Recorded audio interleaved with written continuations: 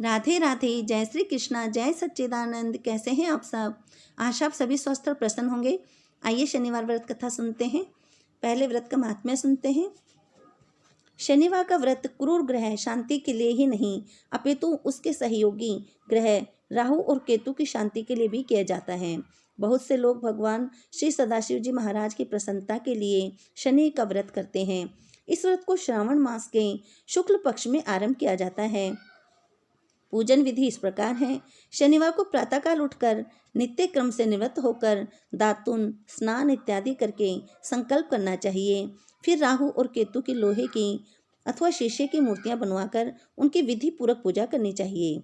पूजा आदि पीपल के वृक्ष के नीचे ही की जाए तो अति उत्तम होती है। काले अक्षत, काले फूल, काले चंदन का प्रयोग करना चाहिए। फूल के बाद 7 बार पूजन के बाद 7 बार प्रदक्षिणा करनी चाहिए। प्रदक्षिणा के पश्चात वृक्ष में सूत लपेटना चाहिए और शनिदेव की प्रार्थना करनी चाहिए। लोहे के कटोरे में कड़वा तेल भरकर काले तिल का तथा काले उड़द का दान अवश्य ही करना चाहिए।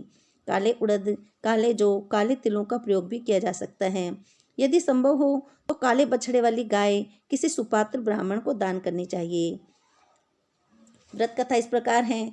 एक बार सूर्य, चंद्रमा, मंगल, बुध, बृहस्पति, शुक्र, शनि, राहु और केतु ग्रहों में इस बात पर झगड़ा हो गया कि हम में से कौन बड़ा है। सभी अपने आप को बड़ा समझते थे। उन सब लोगों को झगड़ा काफ़ी बढ़ गया और वे किसी फैसले पर ना पहुंच सके। तो देवराज इंद्र के पास गए और उनसे निवेदन किया, हे देवराज, आप सब देवताओं के राजा हैं, इसलिए आप हमारा न्याय करके बताइए कि हम 9 ग्रहों में से सबसे बड़ा कौन सा ग्रह है। ग्रहों की बात सुनकर देवराज इंद्र बुरी तरह से घबरा गए और बोले, मुझ में इतने सामर्थ्य नहीं कि जो मैं किसी को बड़ा या छोटा बता सकूं। मैं इस मामले में कुछ नहीं कर सकता। हाँ, एक उपाय मैं आप लोगों को अवश्य बता सकता हूँ। इस समय मृत्युलोक में महाराजा विक्रमादित्य का राज है। वह दूसरों के दुखों को दूर करने वाले हैं, इसलिए तुम्हें उनके पास जाना चाहिए। वह अवश्य ही तुम लोगों का दुख दूर करेंगे। देवराज इंद्र की बात सुनकर सभी ग्रह राजा विक्रमादित्य के पास गए और उन्हें सारा किस्सा सुनाया। ग्रहों की बात सुनकर महाराजा विक्रमादित्य सोचने लगे कि किसको बड़ा और किसको छोटा बताऊं। काफ़ी देर तक विचार करने के पश्चात उन्होंने एक उपाय सोचा और सोने, चांदी, कांसा, पीतल, शीशा, रांगा, जस्ता, अभ्रक, लोहा आदि 9 धातुओं के 9 आसन बनवाए और उनको क्रमानुसार बिछवा दिया। सोने का सबसे आगे और लोहे का सबसे पीछे।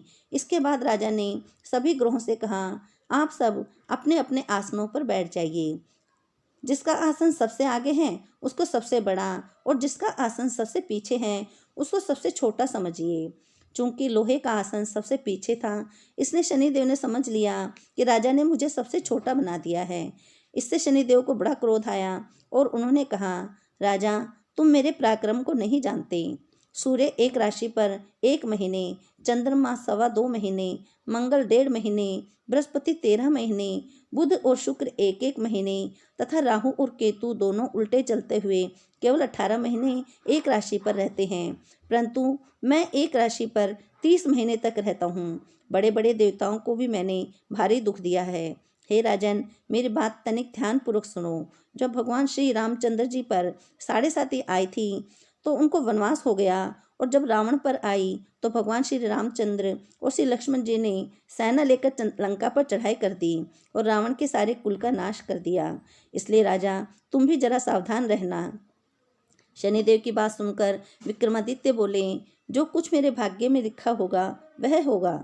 इसके पश्चात अन्य ग्रह तो बड़ी प्रसन्नता के साथ और शनिदेव बड़े क्रोध में भरकर महाराजा विक्रमादित्य के दरबार से उठकर अपने अपने स्थानों को रवाना हो गए। कुछ समय पश्चात जब महाराजा विक्रमादित्य पर 7.5 की दशा आई तो शनिदेव घोड़ों के सौदागर का रूप धारण करके अनेक प्रकार के सुंदर घोड़ों के साथ महाराजा विक्रमादित्य की राजधानी में पहुँचे। जब महाराजा विक्रमादित्य ने यह सुना कि मेरे नगर में घोड़ों का एक बहुत बड़ा व्यापारी आया है तो उन्होंने अश्वपाल को अपने लिए अच्छे अच्छे घोड़े खरीदने का आदेश दिया। अश्वपाल ऐसी अच्छी नस्ल के घोड़े देखकर और उनका मूल्य सुनकर चकित रह गया। उसने इसके संबंध में जाकर राजा को सूचित किया। राजा ने सौदागर के पास जाकर उन घोड़ों को देखा और उनमें से एक घोड़ा पसंद किया और सवारी के लिए उस पर चढ़ गए। बस राजा के उस पर चढ़ने की ही देर थी कि वह हवा हो गया और एक जंगल में राजा को गिराकर अदृश्य हो गया। अब राजा जंगल में अकेले मारे मारे फिरने लगे। भूख और प्यास ने भी उन्हें बेहद सताया। इतने में कहीं से एक ग्वाला आ निकला। उसने राजा को पानी पिलाया। पानी पीने के बाद राजा ने ग्वाले से समीप के नगर का मार्ग पूछा। ग्वाले ने राजा को सीधा रास्ता बता दिया। राजा की उंगली में जो अंगूठी थी वह निकालकर उन्होंने ग्वाले को दे दी और स्वयं ग्वाले के बताए हुए मार्ग पर चलते हुए शहर में आ पहुँचे और सेठ की दुकान पर बैठ गए। सेठ ने जब उनका नाम व पता पूछा तो राजा ने कहा, मेरा नाम बीका है और मैं उज्जैन का रहने वाला हूँ। सेठ ने कुलीन मनुष्य समझकर जल आदि पिलाया। सेठ की दुकान पर उस दिन बहुत अधिक बिक्री हुई। इससे सेठ राजा को भाग्यवान पुरुष समझकर अपने घर भोजन कराने के लिए ले गए। भोजन कराने के पश्चात सेठ ने देखा कि उसके घर में जो हार रखा था वो नहीं है, तो वह सोचने लगा कि अवश्य ही इस व्यक्ति ने ही हार चुराया है। लेकिन जब महाराजा विक्रमादित्य से पूछा गया तो उन्होंने कहा कि हार मैंने नहीं चुराया है। इस पर 5-7 आदमी महाराजा विक्रमादित्य को पकड़कर कोतवाल के पास ले गए तो कोतवाल ने उनको राजा के सामने उपस्थित कर दिया और कहा, महाराज, यूँ तो यह आदमी भला सा मालूम होता है, चोर मालूम नहीं होता, लेकिन सेठ का कहना है कि चोरी इसी ने की है, क्योंकि इसके घर में सिवा इसके और कोई आदमी नहीं आया। इस पर राजा ने आज्ञा दी कि इसके हाथ पैर काटकर चौरंगिया किया जाए। राजा की आज्ञानुसार महाराजा विक्रमादित्य के हाथ पैर काट दिए गए। इसके पश्चात राजा की यह दशा हो गई कि जो किसी ने पानी उनके मुंह में डाल दिया तो पी लिया, यदि रोटी का टुकड़ा मुंह में डाल दिया तो खा लिया। इस प्रकार कुछ समय बीतने के बाद एक तेली उनको अपने घर ले गया और अपने कोलू पर बैठा दिया। महाराजा विक्रमादित्य कोलू पर बैठे हुए दिन भर बैल हाँकते रहते। जब राजा की दशा समाप्त हो गई और एक रात को जब वह वर्षा के समय मल्हार गा रहे थे तो उनका गाना सुनकर उस नगर के राजा की लड़की उन पर मोहित हो गई और उससे अपनी दासी को इस बात का पता लगाने के लिए भेजा कि देखो इस समय कौन मल्हार गा रहा है। दासी आवाज़ पर कान लगाकर इधर उधर देखते हुई खोज करने लगी। तेली के घर में उसने देखा कि चौरंगिया मल्हार गा रहा है। दासी ने वापस आकर महल में राजकुमारी को सब वृत्तांत सुना दिया। दासी की बात सुनकर राजकुमारी ने प्रण कर लिया कि मैं विवाह करूंगी तो चौरंगिया के साथ ही करूंगी, और अगले दिन से ही राजकुमारी ने अनशन व्रत आरंभ कर दिया। दासी ने रानी को सब वृत्तांत सुना दिया। रानी तुरंत ही राजकुमारी के पास पहुंची और उससे उसके दुख का कारण पूछा। माताजी, राजकुमारी ने कहा, मैंने प्रण कर लिया है कि अमुक तेली के घर में जो चौरंगिया है मैं उसी के साथ विवाह करूंगी। बेटी, रानी ने कहा, क्या तुम पागल हो गई हो? तुम्हारा विवाह तो किसी देश के बहुत बड़े राजा के साथ किया जाएगा। माताजी, मैं अपना प्रण कभी नहीं तोड़ूंगी। रानी ने चिंतित होकर यह बात राजा को बतलाई। राजा ने भी आकर राजकुमारी को समझाया। उसने पूछा, पुत्री, मैं अभी देश देशांतर में अपने दूत भेजकर सुयोग्य गुणवान तथा रूपवान राजकुमार के साथ तुम्हारा विवाह करूंगा। जो तुमने सोचा है वह तुम जैसी राजकुमारी को शोभा नहीं देता। पिताश्री, राजकुमारी ने कहा, यदि इस संदर्भ में आप कुछ कहेंगे तो मैं अपना प्राण त्याग दूंगी, परंतु दूसरा वर नहीं करूंगी। इतना सुनकर राजा ने क्रोध में भरकर कहा, यदि तुम्हारे भाग्य में ऐसा ही लिखा है तो फिर मैं इसमें क्या कर सकता हूँ। राजा ने उसी समय तेली को बुलाकर कहा, तुम्हारे घर में जो चौरंगिया है उसके साथ मैं अपनी लड़की का विवाह करना चाहता हूँ। महाराज, तेली ने कहा, यह कैसे हो सकता है? कहाँ आप हमारे राजा और कहाँ वो एक नीच तेली? भाई, राजा ने कहा, भाग्य के लिखे को कौन मिटा सकता है? तुम अपने घर जाकर विवाह की तैयारी करो। और फिर तेली अपने घर जाकर विवाह की तैयारी करने लगा। फिर राजा ने राजकुमारी का विवाह चौरंगिया महाराजा विक्रमादित्य से कर दिया। रात्रि के समय जब महाराजा विक्रमादित्य और राजकुमारी मनभावनी महल में सोए तो आधी रात के समय शनिदेव ने महाराजा विक्रमादित्य की स्वप्न में दर्शन देकर कहा, राजन, कहो मुझको छोटा बनाकर तुमने कितने कष्ट उठाए। तब राजा विक्रमादित्य ने शनिदेव से अनेक प्रकार से क्षमा याचना की। इस पर शनिदेव ने प्रसन्न होकर महाराज विक्रमादित्य को पहले जैसा बना दिया। हाथ पैर दोबारा प्राप्त होने के बाद महाराज विक्रमादित्य ने हाथ जोड़कर ऋषि शनिदेव से कहा, महाराज, मेरी एक प्रार्थना है, आप स्वीकार करें। बोलो।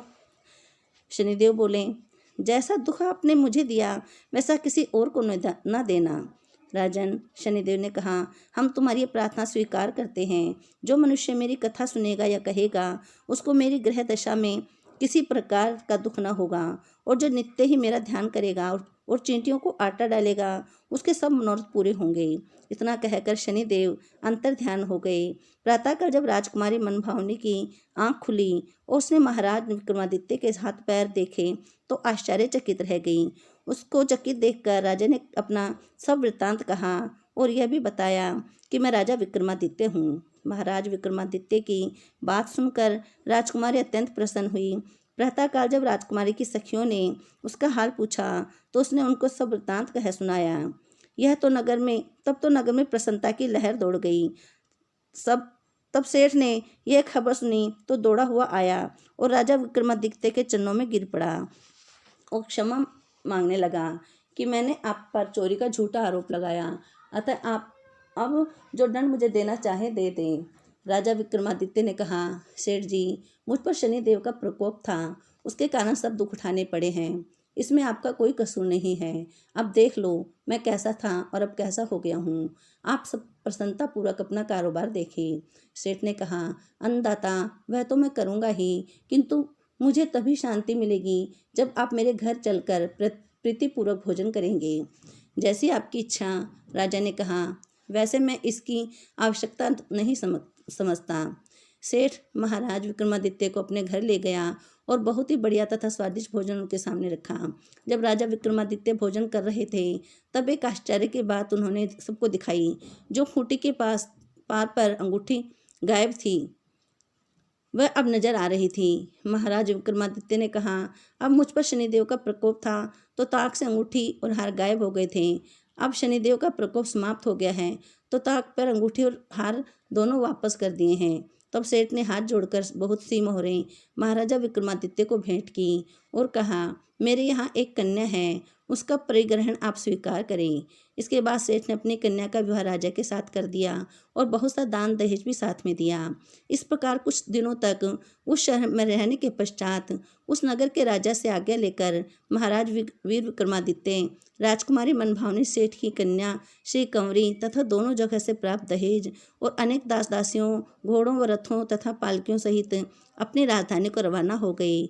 जब वह उज्जैन के निकट पहुँचे तो समस्त नगरवासी उनके आगमन पर बाजो गाजों तथा पुष्पमालाओं के साथ नगर के बाहर उनके स्वागत के लिए आ पहुँचे। नगर में बड़ा भारी उत्सव मनाया गया और अगले दिन महाराज विक्रमादित्य ने यह घोषणा करवाई, शनिदेव सब ग्रहों में सर्वोपरि हैं। मैंने इनको छोटा बतलाया था, इससे मुझे बहुत दुख प्राप्त हुआ, इसलिए आज के बाद सब लोग उनकी पूजा किया करें। बोल शनिदेव महाराज की जय।